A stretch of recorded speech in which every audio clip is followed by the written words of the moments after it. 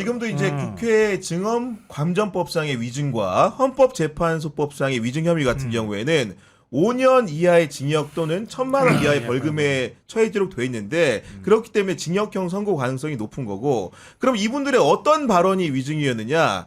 일단 한덕수 같은 경우에는 그 비상계엄 관련된 선포문을 나중에 양복 뒷주머니에 있는 걸 보고 알았다고 했는데 경찰과 특검이 CCTV를 보니까 국무회의 당일 대접견실을 보니까 이분이 문서를 버젓이 보고 있는 모습이 녹화돼 있었던 겁니다. 지금 버젓이 본 게 아니라 국무위원 자리에 있는 문서를 다 챙겨가지고 나왔다고 다 챙겨가지고 나왔고 네. 대국민 담화문으로 보이는 5장짜리 문건을 막 할피는 장면이 포착이 된 거예요. 그렇습니다. CCTV에 그대로 남아 있어. 근데 그거 어디 나도 모르는 사이에 뒷주머니에 있다고 어떻게 얘기를 하나?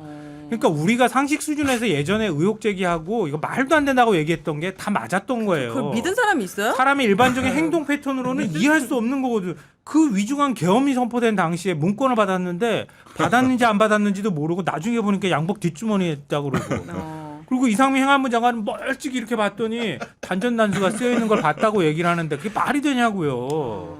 최상목 부총리도 똑같아. 나 다 똑같다고 난 생각해. 근데 이번에 CCTV에 딱 걸렸잖아요. 네. 다 문건 받던 거야. 받을 사람은 받았던 거고. 미리 알고 있었고. 그리고 심지어는 4.5 계엄 선포문도 한덕수 총리가 챙겨가지고 나온 문건을 기초로 해서 자기가 그거 넘겨줘가지고 사후에 작성할 수 표지도 있었다고 만들고. 네, 네. 만들었는데 더 웃기는 거는 그게 문건이 있는데 각각의 부서를 서명을 받으려고 한 장 한 장 한 장씩 했다는 거잖아요. 그러니까 그 예를 들면 국무총리 서명을 받을 거면 네. 문건을 다 돌려야 되는데 각각의 문건을 줘가지고 거기다 사인 받아가지고 왔다는 거예요. 네. 그런 식으로 해가지고 이렇게 차곡차곡 쌓듯이 한 거야. 한 페이지에 이 사람 한 거 안 하고 아니고 다 따로따로 보내가지고 따로따로 사인을 받아가지고 이렇게 붙였다는 아. 거예요. 그리고 윤석열 사인이 마지막에 이렇게 딱 붙었다고 하는데 네. 윤석열은 또 뭐라고 하냐면은 그건 표지인 줄 알았다. 무슨 말이야? 그러니까 자기 사인이 마지막에 올라가 있으니까 계엄 선포문에 표지에 난 사인하는 걸로만 생각했다. 그 문건의 성격을. 다들 왜 바보 코스프레 갑자기 다들 그러니까. 바보가 되는 거예요 이제 와서는. 그러고 난 다음에 아. 한덕수가 그거 이상한데 폐기하는 게 좋겠어요. 그러니까 그거 폐기시켰다는 거 아니에요. 네. 그럼 증거 인멸 교사예요?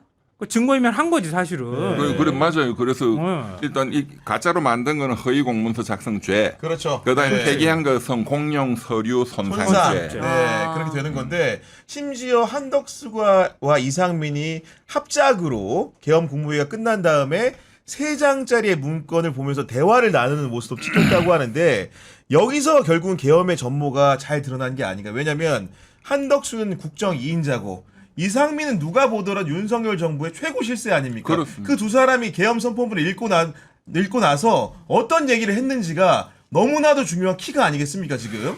그러니까 이제 국무총리는 전반에 대해서 이제 지시를 했을 것이고 이상민이는 행안부 장관이잖아요. 그렇죠. 네. 경찰국을 통해서 경찰을 장악하잖아.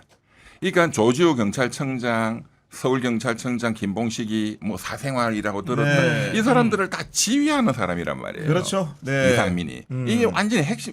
조지호, 김봉식보다도 훨씬 더 죄가 큰 거지. 그렇죠. 그 다음에 단전 단수도 또 지시를 그러니까요. 별도로 또 했고. 네. 자, 이까지 나왔고 사실은 이 사람들 모은 것보다 제가 보기에는 더 중요한 거는 최상목이의 소위 쪽지예요. 네. 소위 쪽지. 예. 비상 입법기구. 입법기구. 네. 그런데 그게 이제 중요한 거는 당연히 이제 비상 입법기구라는 건 이제 군부 독재를 만들어 가지고 이거 전두환이 때 만들었던 국보위 입법회의. 네. 그게 국회를 대체하는 거예요.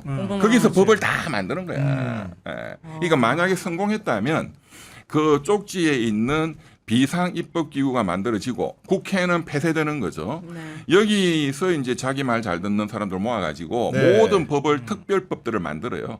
그러니까 이놈 잡아들이는 법, 저놈 잡아들이는 법, 돈은 어떻게 또 해먹는 법. 거기에 저는 사실은 언론이 이건 아직 전혀 주목을 안 하는데 저는 거기에 돈 문제. 그러니까 기획재정부 장관이잖아요. 그렇죠. 최상무가. 네. 그렇네요.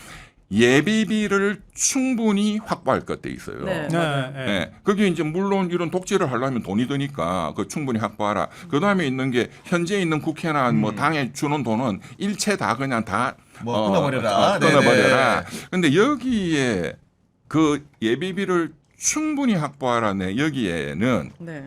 저는 어떻게 의심하느냐. 북한과의 어떤 전쟁을 유도하거나 하는 비용까지 저는 포함돼 있다. 그런 상황을 계속 준비를 해왔으니까. 유도를 해왔으니까. 네. 돈이 엄청 필요할 거 아니에요. 그렇죠. 네. 또는 북한한테 돈을 왕창 줘가지고 차라리 또 옛날에 북풍 공작을 유도하듯이 너가 우리한테 총 좀 쏴. 진짜 미사일 최악이다. 한 방 그냥 쏴줘. 이제 그런 것까지. 그래서 저는 그 내용이 너무나 중요하기 때문에 최상목이의 쪽지, 이게 CCTV든 네. 이거 나오는 게 저는 가장 중요한. 그럼 내란 결정이다. 동조범 아니에요? 한덕수, 이상민, 최상목 이 사람들은 불법 비상계엄을 위해서 어떻게 보면 동조한. 그러니까 느낌들이 그 있는 취지가 거잖아요. 이제 그 말씀이잖아요. 지금 이제 윤석열이가 수계, 네. 이 사람들은 그 밑에 주요 임무 종사자. 그렇지. 그렇죠? 네. 반대한 게 아니고 지금 다. 당연히 네. 그렇지. 그런데 사실은 제가 보면은 거의 공동 정범이야. 그리고 안가회동 사인. 그렇죠. 아, 네. 그렇죠, 그렇죠.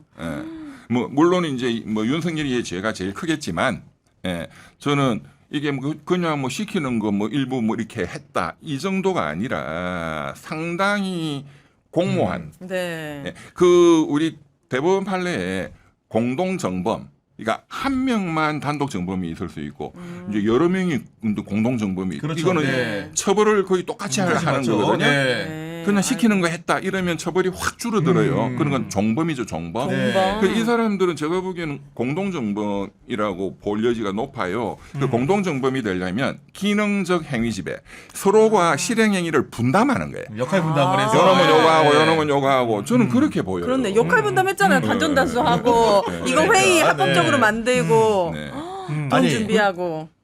그러니까 지금 이제 CCTV에 찍힌 게 당황스러워가지고 대통령이 계엄을 확 선포하고 5분도 안 걸렸다는 거잖아요 지금. 2분이요. 그러니까 2분 그리고 그냥 딱 나가고 나니까 국무위원들끼리 당황해가지고 이게 뭐야 어떤 내용이야 이렇게 봤을 수도 있겠지만 그 이후 상황을 보면은 일부라도 실행하려고 하는 의지가 있었다고 우리가 지금 의심할 수밖에 없는 거잖아요. 그렇죠. 그렇게 하면 계엄에 내란의 중요 임무 종사자가 되는 거잖아요. 한독수든 뭐 이상민이든 최상목도 다 마찬가지일 거라고 봐요. 네. 그러니까 그 계엄 선포하고 난 다음에 제일 먼저 한 회의가 국무위원 간담회였어요. 국무회의를 하면 회의록 남기는 거잖아요. 네. 근데 간담회를 자기들끼리 했어. 그래서 제가 기억이 남는 게 서로 입 맞추려고 저렇게 간담회라고 이름 줘가지고 하려고 하는 거구나. 자기들끼리 두런두런 모여가지고 무슨 얘기했겠어요. 우리 다 반대한 걸로 합시다. 어머나 어머나. 그리고 그때 문건 봤다고 하는 거 뒷주머니 있고 쪽지라고 얘기하고 다 합시다. 이렇게 진짜 했다고밖에 의심할 수가 없는 거예요. 그 이후에 전부 다 태도들이 그랬단 말이에요. 네. 근데 아까 말씀하셨던 것처럼 그 쪽지 받았다고 하는 걸 보면 그 계엄 문건이 원래 9장인가요? 그러니까 번호가 쓰여 있었잖아요. 문건 안에. 맞아요. 더 많은 문건들이 전 틀림없이 더 있을 거라고 봐요. 그러니까 그 문건이 다 나오게 되면은 말씀하신 것처럼 다 역할 분담이 돼서 치밀하게 미리 준비했다는 게 보여질 것 같고요. 자 여기서 말씀하셨으니까 그럼 이게 군사 작전이잖아요. 공수부대가 국회로 와고. 날아갔고 네. 그러면 뭐 당연히 이제 군사 작전이니까 김용현 국방부 장관 뭐 임만원 지금 구속돼 있고 네. 그다음에 그리고 대북 문제도 있고 엄청난 군사 맞습니다. 작전. 네. 미국 문제도 당연히 있잖아요. 그렇죠. 한미연합사도 있고. 자 그러면 이 전체를 컨트롤해야 되는 정부 부서가 어디죠? 국방부 말고 국정 국정원. 원장이지. 네. 이 조태용이. 조태용. 이거 그러니까, 100%고. 네. 자 그러면 이거는 각 정부 부처의 장들이고 이거를 헤드쿼터가 지휘를 해야 되잖아요. 네. 그렇죠. 그거는 대통령실이잖아요. 네.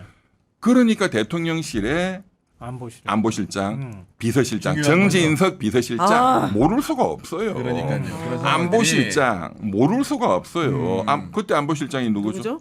신원식이에요.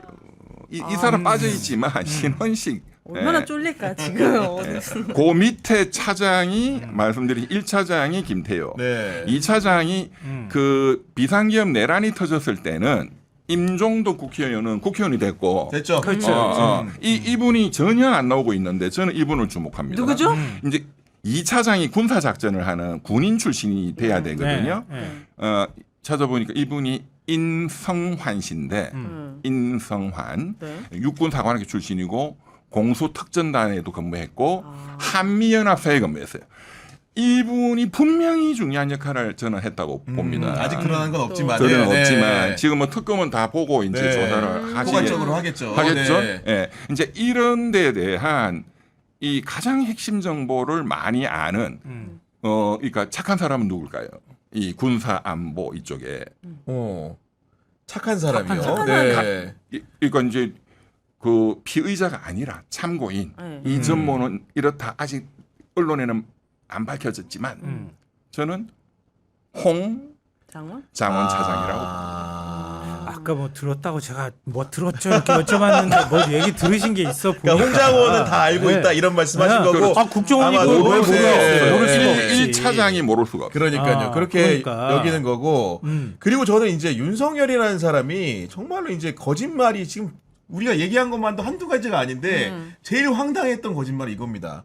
헌재에 나와가지고 뭐라고 했냐. 국무회의를 이제 정당화하는 과정에서 그 YS 때 긴급 경제 명령을 하면서 금융실명제를 했는데 그때도 국무회의를 안 했대더라. 왜냐하면 굉장히 이렇게 국민들 모르게 깜짝으로 해야 됐기 때문에 네. 정식으로 회의가 안 열렸다는 변소를 했는데 우리 특검에서 영상을 찾아보니까 그 YS 김영삼 전 대통령이 국무회의 참석해서 국민의례하는 모습도 있대. 심지어. 맞아요. 그러니까 이 말을 할 거라고 생각하고 그걸 또 준비한 거잖아요. 야, 그렇죠. 근데 나는 대단해, 치밀해. 특검도 치밀하지만 그러니까. 이런 얘기를 일국의 대통령이 뻥을 이렇게 뻥을 습관성으로 치는 아예, 게 아예. 진짜 예. 그 뻥쳤다는 게 지금 재판 과정에서 다 나오고 있잖아요. 그게 그러니까 네. 헌법재판소에서 윤석열이가 그 뻥을 쳤어요. 아 그러니까요. 대놓고 국민 다 보는 다 데서 보는 데서. 생중계되고 있는데 그러니까 지 하나 살자고, 지라고 또 얘기 나와요. 네. 지 하나 살자고 지금 모든 사람 다 팔아가지고 했던 거예요. 나만 살면 내가 다 다시 살려줄 수 있어.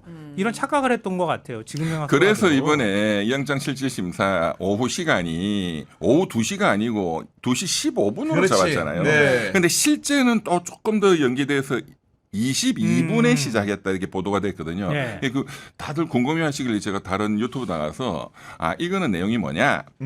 민주당의 그 우리 박지원 의원님은 뭐 법조인이 아니시니까 또 내가 형사 재판을 많이 받아본 경험에 재판 의하면 경험에 의거해서 한 거고 재판부가 오후 2시에 시작하는데 이제 선고해야 되는 사건들 선고 빵빵빵빵 하고 네. 하면은 한 네. 15분에 시작하는 네. 그런 경우라 본다 이렇게 말씀하셨는데 그건 아니고 왜냐하면 영장 전담 판사기 때문에 그런 선고 같은 건 안 재판을 합니다. 안 하죠. 재판을 안 그런데 네. 뭐 박지원 의원님이야 뭐 법조인 아니시니까 또 근데 이제 이번에 보시면 제가 이제 계속 며칠 전부터 궁금해하길래 이거는 준비하는 세팅 시간이다. 그러니까 특검이 뭔가 준비를 PPT를 많이 많이 했을 것 해왔잖아. 같아. 예. 그러니까 178페이지. 그렇지. 예. 그런데 지금 이제 CCTV 동영상도 띄웠고 영상도 틀어있죠. 그러면은 그것도 이제 세팅. 설비를 세팅해야 되니. 그리고 이제 이쪽이 이렇게 준비하면 저쪽도 우리도 그렇죠, PPT 할 그렇죠. 거야 이렇게 하거든요.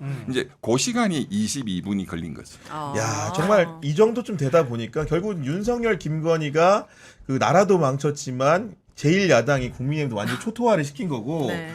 그 어제도 그렇고 오늘도 그렇고 5년 만에 처음으로 국민의힘의 지지율이 10%대 19% 나왔습니다 지금 평론가님. 네, 국민의힘은 굉장히 좀 충격을 받을 수밖에 없는 숫자일 것 같은데요. 그러니까 국민의힘으로 당명 바꾼 게 2020년이었거든요. 그 이후로 국민의힘이 10%대 지지율 기록한 건 이번이 처음이에요. 네. 그러니까 그만큼 지금 국민의힘에 대한 기대가 없거나 아니면 실망한 사람들이 많다 이렇게 봐야 될 것 같고요.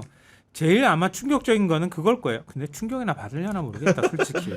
그러니까 충격 받을 정도까지 감각이 살아있으면 이렇게까지 하지 않겠지. 네, 설마. 네. 다 각자 나만 살겠다고 지금 하고 있는 그렇죠. 형국이란 말이에요. 근데 그렇긴 한데 어찌됐든 뭐 객관적으로만 보면 이런 거죠. 그러니까 민주당, 그러니까 정당 지지율부터 말씀드리면은 민주당하고 국민의힘이 민주당 43, 국민의힘 19, 그리고 무당층 27이에요. 요 27이라고 하는 숫자를 일단 기억해 주세요. 대구 경북이 34대 27이에요. 민주당이 33입니다. 여기서 네. 중요한 거는 민주당이 네. 34고 국민의힘이 27이고요. 무당층이 33이에요. 근데 한 주 전에 조사했을 때 대구 경북이 민주당 28대 국민의힘이 35였어요. 민주당이 졌잖아요. 그렇죠. 한 주 사이에 민주당이 이긴 걸로 나왔어요. 뒤바뀌었네. 뒤집혔어요. 예. 재난지원금? 근데 무당층이 그때는 27이었어요. 네. 근데 지금 33이 나왔잖아요. 네. 그러니까 지금 국민의힘을 그나마 지지해줘야지라고 생각하는 이런 진성당원에 해당되는 만한 사람들이 이제는 국민의힘 꼴도 보기 싫다. 난 그냥 국민의힘 지지 안 한다고 얘기할래. 무당층으로 빠진 거야.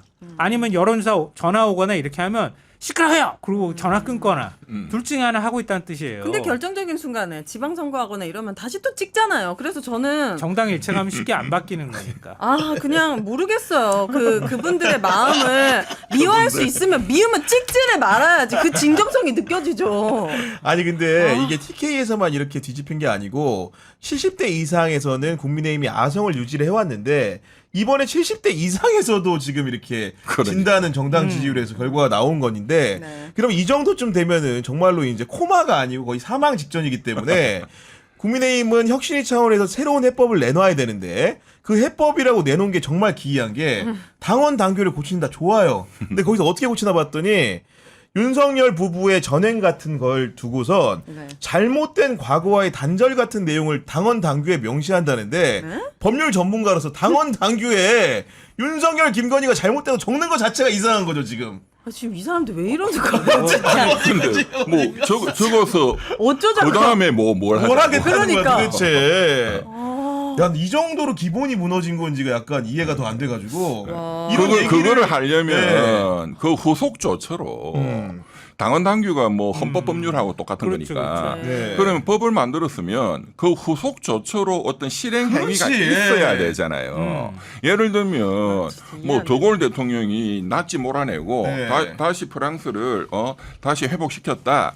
그러면 정말로 그 드골 대통령은 너무 지나치다 할 정도로 나치 부역자를 완전히 숙청을 했어요. 그렇죠. 예, 그런 조치, 그 친윤부터 확 조지는 조치를 해야지 출당을 시키고 뭐 네. 제명을 시키고 하는 네. 뭐 아무것도 안 하고 하면 혁신이 아니라 빈신소리지. 진짜 이런 게 더 화나게 하는 것 같아. 대통령 부부의 전행에 대한 사과를 잘못된 과거의 단절 내용을 명시한다.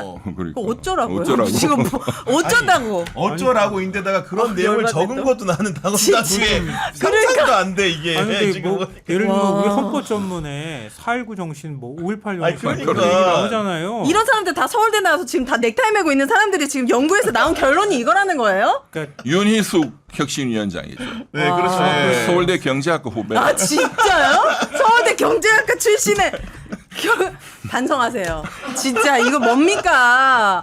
내가 뭐 서울대 대표자는 아니지만 좀 아이고 이거는 좀 유권자들을 민망하죠. 능멸하는 거고 무시하는 거고 진짜 더 화나게 만드는 거예요. 네. 아니 근데 그걸 어떻게 쓰겠다는 건지 아니 이해가 잘 안 그러니까 돼. 이해가 안 쓰던지 되잖아요. 말던지 진짜. 아니 그러니까 예를 들면 무슨 정신을 우리가 계승하여 뭐 당을 이렇게 갑시다 이렇게 하는 게 아니라 윤석열 김건희 같은 인간이 다시 나오지 않도록 우리 당은 반성의 마음으로 뭐 한다 이렇게 쓴다는 얘기. 말도 안 되잖아. 그거는 그냥 예. 일기장에나 쓰시고 본인들 진짜 배지를 다 내려놓고 우리가 진짜 이거 국회의원 다 배지 네. 걸고 뭐 이렇게 떼고 뭔가를 밥그릇에 놔놓고 해도 지금 국민들의 마음이 안 움직입니다. 예를 들면 진짜 진정성을 보이려면은 지금 민주당에서 내란 특별법을 발의하겠다. 그 박찬대 아마 그 그렇죠. 후보가 네. 지금 얘기를 했잖아요. 맞습니다. 그 뭐 핵심적인 내용은 이제 내란 사범들은 이번에 절대로 사면 복권 안 이런 된다. 조치가 없다. 네. 그다음에 적극적으로 이 내란의 범죄를 실토하고 하는 사람은 면책한다. 면책을 뭐 해주겠다. 그 두 가지 핵심인데 그런 내란 특별법에 대해서 우리 국민의힘 전적으로 찬성한다.